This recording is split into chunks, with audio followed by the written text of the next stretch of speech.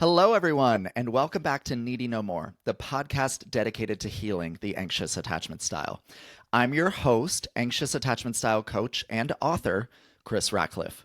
I've helped thousands of people across 6 continents to end the cycle of anxious attachment through my books, my coaching program, my digital downloads, and my workshops. I'm excited to carry on that mission here in the podcast, sharing tools and techniques, principles and practices for you to explore on your journey to grow more secure. So, welcome to the second episode. We today are going to be focusing on all things trauma. What is trauma? How does it relate to the experience of anxious attachment? What are some avenues for you to explore when it comes to healing trauma? That is what we will cover today. So, without further ado, let's go ahead and get into it. What is trauma? I define trauma as any experience of disconnection that overwhelms our ability to cope. It's really important when thinking about trauma to recognize that those are the two variables that you need to explore. And this is also why childhood trauma in particular is so common, because not only is our need for connection a lot higher, we're literally, quite literally, dependent on our parents and or caregivers to meet all of our needs financially, psychologically, emotionally, mentally. Our parents are supposed to be there for us wholeheartedly. Additionally, when we are children, our ability to cope has not yet been fully formed. In fact, the brain doesn't stop fully developing until we're well into our mid-20s. So this is one of the reasons why childhood trauma in particular is so common.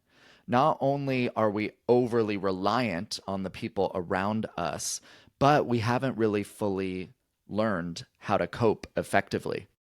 This is also why experiencing trauma during childhood is so difficult to shake and so challenging, because it really is a double-edged sword.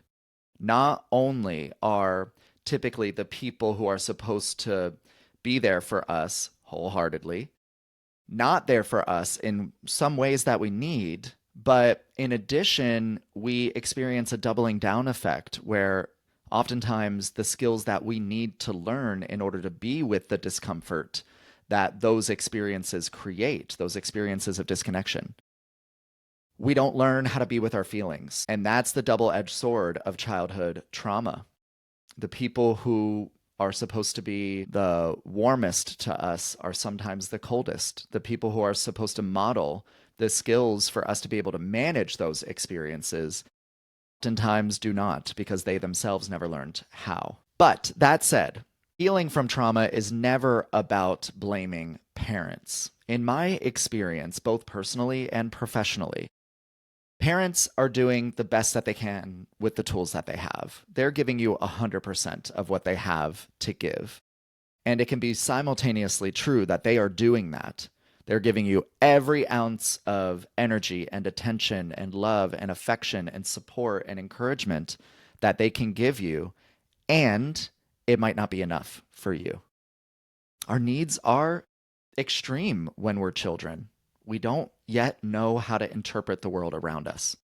It's also important to note that trauma is not exclusive to childhood. It doesn't only happen when you're a kid. And for some people, for the vast majority of people that I work with, they've experienced some degree of childhood trauma. No one has a perfect childhood, but there are some people, about maybe 10 to 15% of people, that enter adulthood having had a vast majority of their needs met as children. So they feel relatively stable and secure, to use the attachment framework here, the lens of attachment.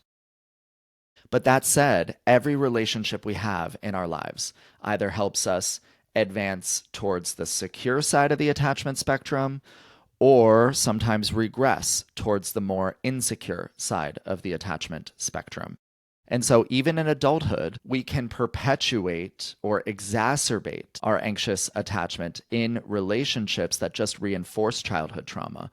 Or we can leave childhood and enter adulthood with kind of a firm sense of what our needs are and confidence in them, and then go through experiences with folks in adult relationships that really rock us to our core and make us grow more insecure.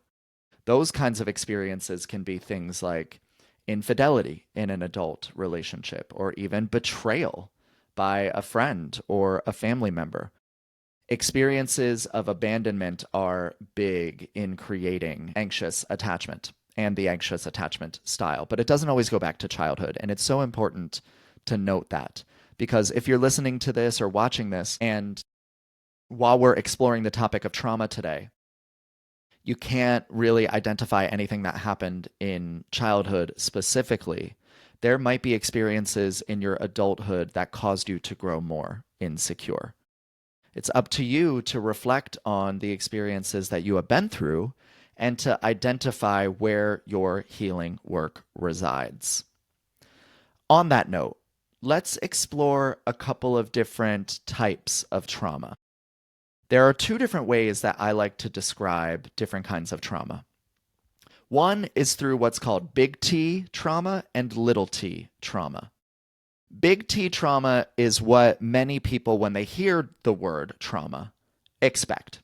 So big T trauma is abandonment, abuse, sometimes someone passing away. It can be sexual abuse, it can be physical abuse. But regardless, these are experiences that occur in our lives. They are things that happen that we, at one point or another, have to come to terms with. Little t trauma tends to go unnoticed. It tends to fly under the radar. And that is because it is a subtler experience. While big T forms of trauma tend to be physical and experiences that are predominant in our lives, they really change the course of our lives. Little t trauma tends to be experiences that happen with some sort of regularity that over time accumulate and make us feel like we're being abandoned. A lot of this happens subtly in the environment growing up. And many people that I talk to think that they had a great childhood. And then when we get under the hood and root around and look around, we actually find, oh, you know what? My parents sent me to my room when I was crying, or they forced me to finish my food on my plate before I could get up and leave the table. It's also being told that you're too sensitive or you're overreacting. You know, these are subtle forms of trauma that creep up on people over time because in one way or another, they make you think that you can't be who you are. You can't feel your feelings. They're experiences of invalidation in some form or another. They are very subtle though. So that's one framework for understanding trauma. There's big T trauma, big life-changing experiences that happen. And then there's little t trauma, things that accumulate over time to make you feel like you can't be who you are. You can't experience your feelings. The second way I describe this is through a framework of additive or subtractive trauma. Additive trauma are experiences that actually happen. They are things that occur that you did not want to experience. Now, subtractive trauma, these are things that you did want to experience, that you craved but did not receive. And both are equally important when addressing your trauma in terms of healing and growing more secure. So there's the abuse and the neglect that you did not want that is present in your experiences. And then there's the love and affection and support and encouragement, feeling chosen that you desired deeply but did not receive. It's important to look at both. And many people only focus on the big T and they only focus on the additive trauma. They don't think about the experiences that they did not get to have that are equally and sometimes even more so traumatizing. There's a story that Oprah shared on her Super Soul podcast one time that I want to share with you here because it really illustrates how subtle trauma can be. So on her podcast, Oprah described how one time she was over at a friend's house, and I can't remember if it was Gayle King or not, but Gail being her closest friend, we'll go ahead and just assume that this is who she was talking about. But she goes over to Gail's house, and Gail is in her kitchen preparing a snack for her child. And she's cutting off the stems of strawberries and the leafy part, right? And putting the rest of it in a bowl. She's slicing up the strawberries into small chunks and just preparing them to eat, right?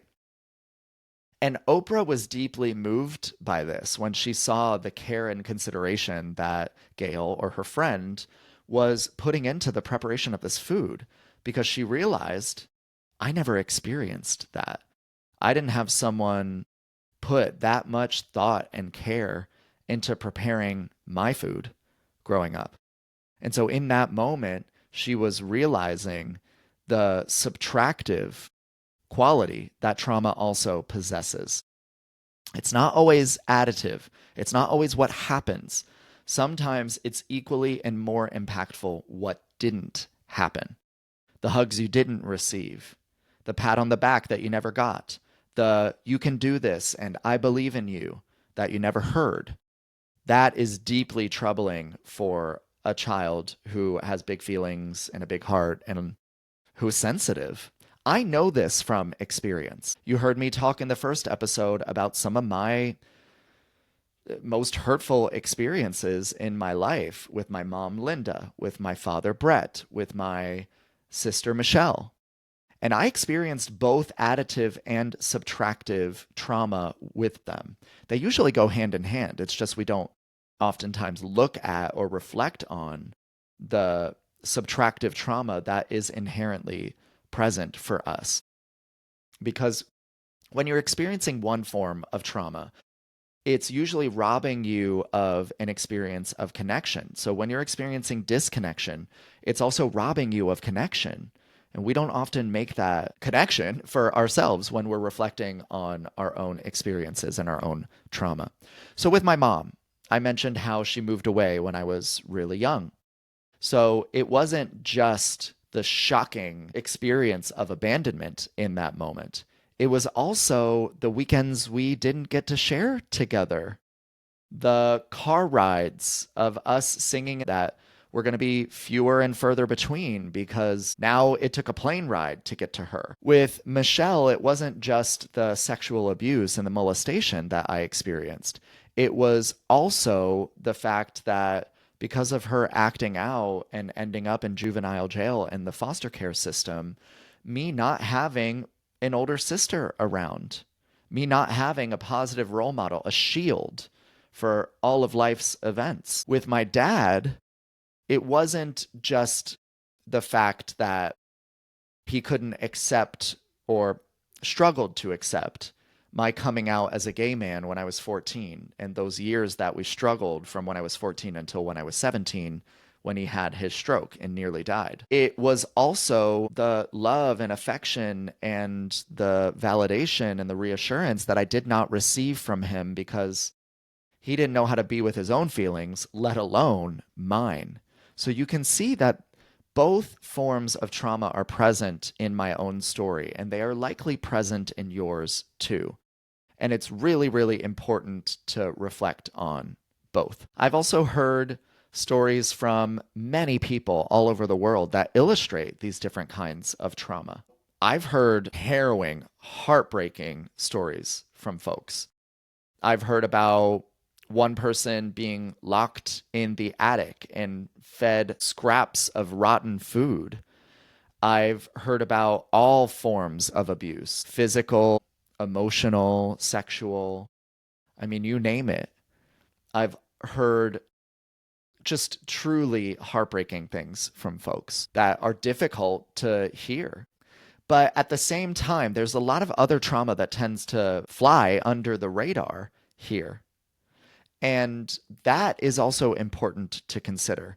I've heard folks talk about, their parents really loving and caring for them, but maybe they have another kid, like a younger sibling enters the picture, and then maybe there's a health crisis with that younger sibling, and the parents need to focus on the survival of the younger child, and that robs the older child of the love and affection that they desire very deeply.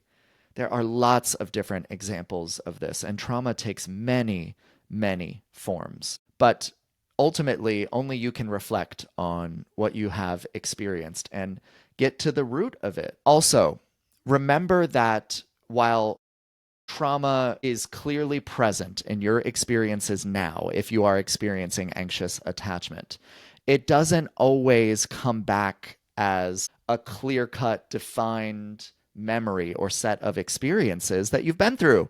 In fact, Bessel van der Kolk, the author of The Body Keeps the Score, #1 New York Times best-selling book, wrote, trauma comes back as a reaction, not a memory. So, even if you can't pinpoint the trauma that you've experienced in the past, if you are deeply triggered by someone pulling away or you need a lot of reassurance, look, your body is going to tell you now that you experienced trauma in the past. All you need to do is believe it, listen to it. That is the most important aspect of all of this. But trauma is a part of the core cycle of anxious attachment that I introduced in the first episode of the podcast and that I write extensively about in the book version of Needy No More. That cycle consists of 3 main experiences in the core cycle and then 3 experiences in the subcycle. We're going to explore all steps of the cycle in this podcast, and that starts with trauma. Trauma is one of 6 experiences of the anxious attachment style, with the 3 main experiences being trauma, abandonment, and codependency, and then underlying experiences, a subcycle of dysregulation, stress aversion, and addiction. Now, part of why this is confusing, which I mentioned in the first episode of the podcast, is that trauma, abandonment, and codependency, all of these concepts all blend into one another. They're each causes and effects of the other parts of the cycle. Abandonment is a form of trauma. Codependency is a form of abandonment involving the self and trauma involving other people. That's why this can be confusing. But ultimately, in order to break the cycle of anxious attachment, you've got to address your trauma. That brings us to the next part of what I want to explore in this podcast, which is, okay, Chris, we've talked about what trauma is and the different kinds and how it relates to anxious attachment, but what the hell can I do about it? How do I heal from my trauma? There are different techniques that I have used on my own healing journey and that I also use with my clients, and also that I relay in the book and I'll relay here now in the podcast. One of those techniques is radical acceptance. Radical acceptance is a concept from a branch of psychology called dialectical behavioral therapy, or DBT. And radical acceptance has to do with every time something comes up from the past that you have been triggered by in the present, you radically accept that this is a part of your experience. You radically accept that the past is what it is. It's finding ways to come to terms with what you have been through, in other words. This kind of relates to the Serenity Prayer, and I unpack that a little bit in my first book, It's Good to See Me Again. The Serenity Prayer, which I'm not going to quote perfectly, but essentially says, God grant me the serenity to accept the things I cannot change, to choose to change the things that I can, and the wisdom to know the difference. But that said, when it comes to healing trauma, you've got to find ways of accepting that what you have been through is impacting you now. I also find forgiveness to be really powerful in terms of practicing acceptance. And I've written about forgiveness in both It's Good to See Me Again and Needy No More. But there are a couple of different ways to practice this. In the coaching program that I run, I have my clients write letters of forgiveness, both to people who hurt them and to themselves. We don't send them. They're just tools for self-expression, because so much of anxiety is rooted in experiences and energy that gets caught in our system. And that's also an important thing to note here. Trauma exists in your body. It's not a mental experience.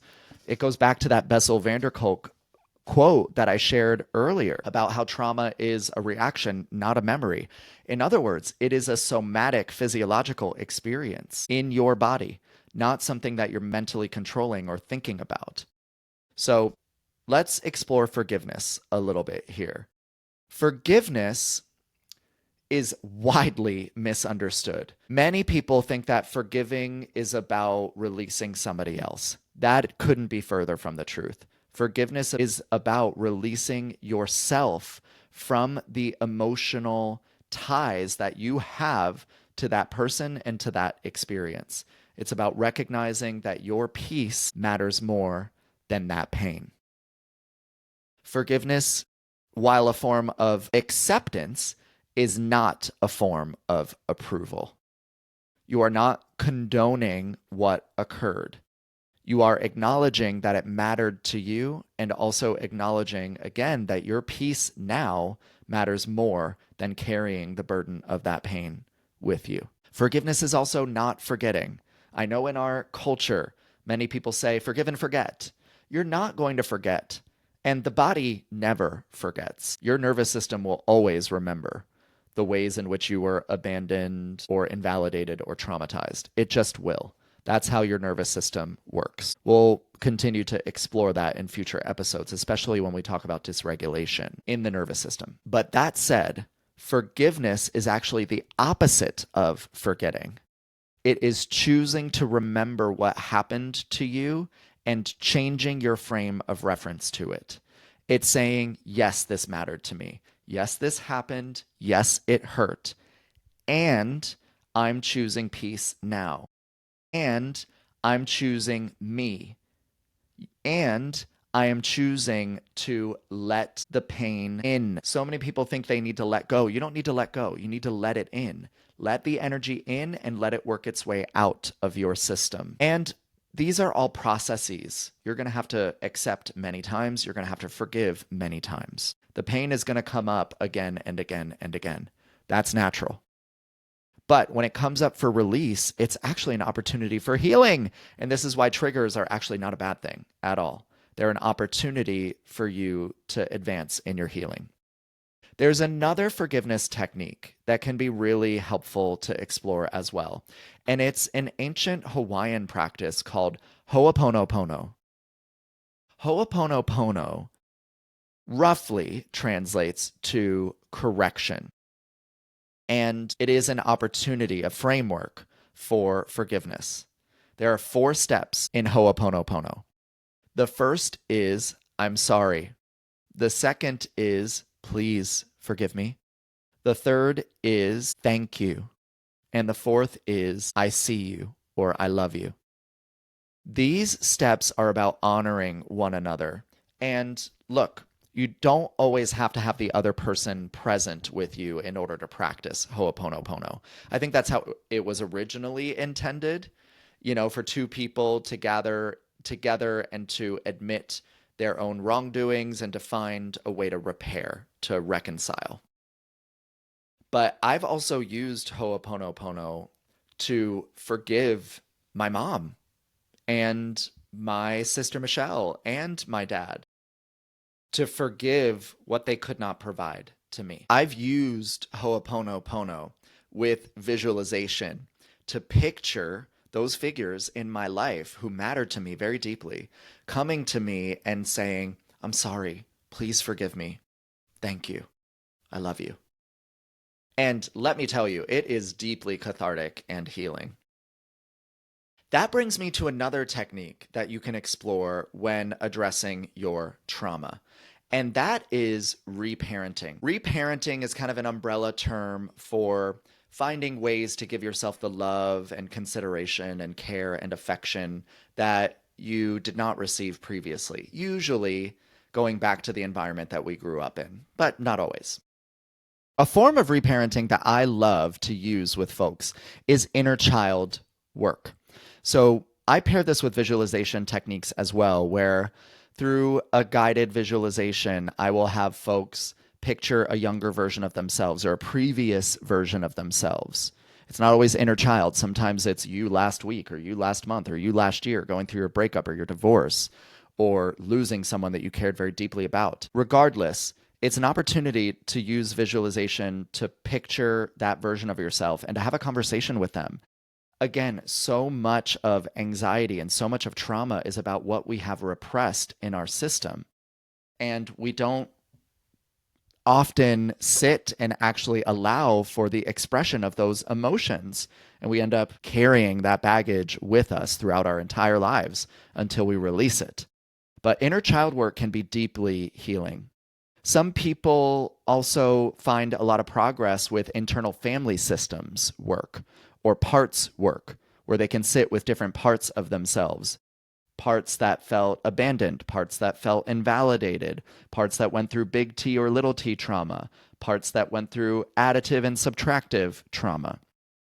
But look, a lot of this is just about sitting with yourself and honoring the feelings that weren't honored, being present with yourself and giving yourself that gift of loving presence and compassion now, which can help to write over the pain of the past. A third and final way that you can help to address your trauma is safe relationships. If it's unsafe relationships that wound us, it is safe relationships that help us to heal. What a beautiful sentiment that we can write over the pain of the past, that we don't always have to carry it with us like some sort of ever-growing pile of baggage. When it comes to healing, safe relationships can help us to let go of a lot of that baggage, to see that we're accepted as we are.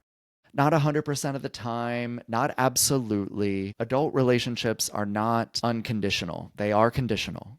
Those conditions are, I will remain in this as long as it is mutually beneficial for us. I scratch your back, you scratch mine.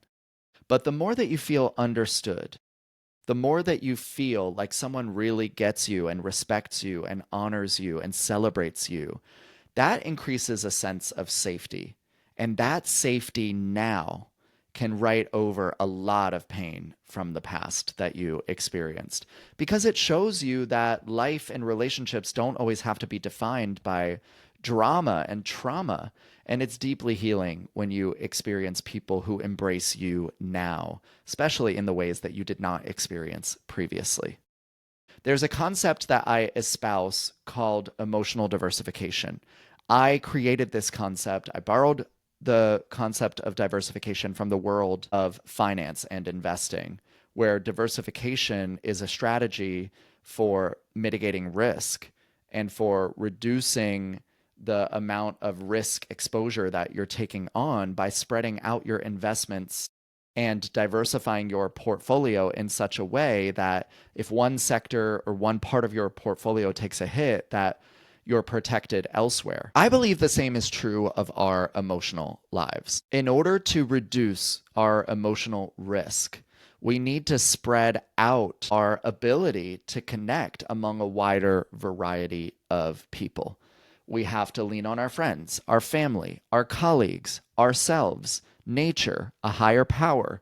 There's such a cornucopia of connection available to us, and yet, as anxious attachers, many of us know this to be true. We overly rely on the idea of a romantic partner or a romantic partnership itself for getting a vast majority of our needs for connection met.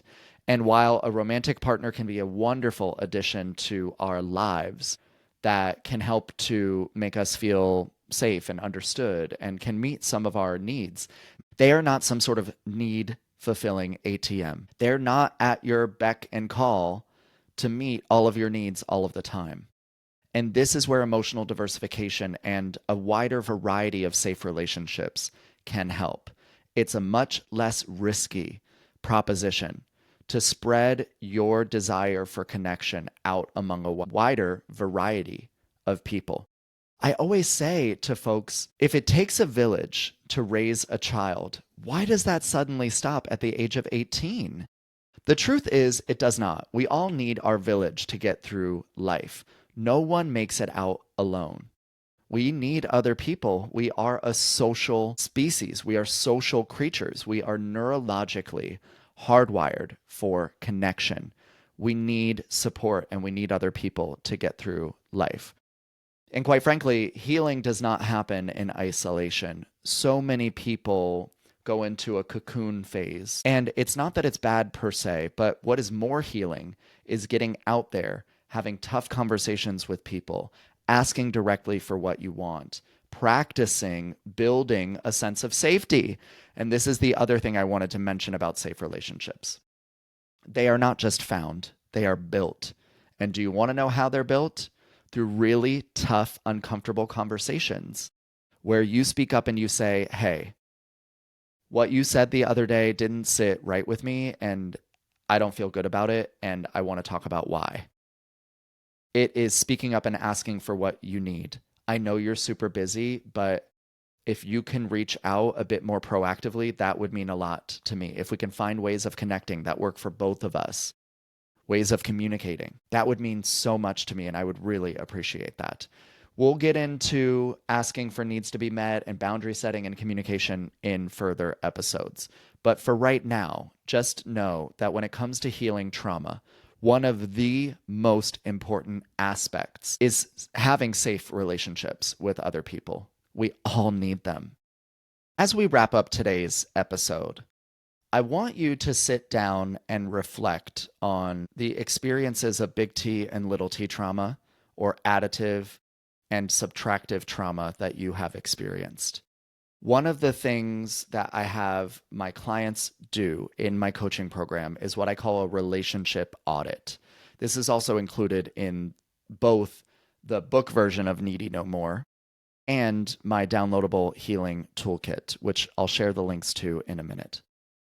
But in the relationship audit, you really sit down and reflect on how the people in your life, how your relationships, going all the way back to your earliest ones, impacted you.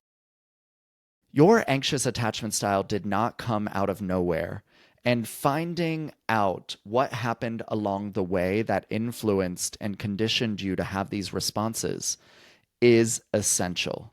So we got to look back before we can get you to move forward.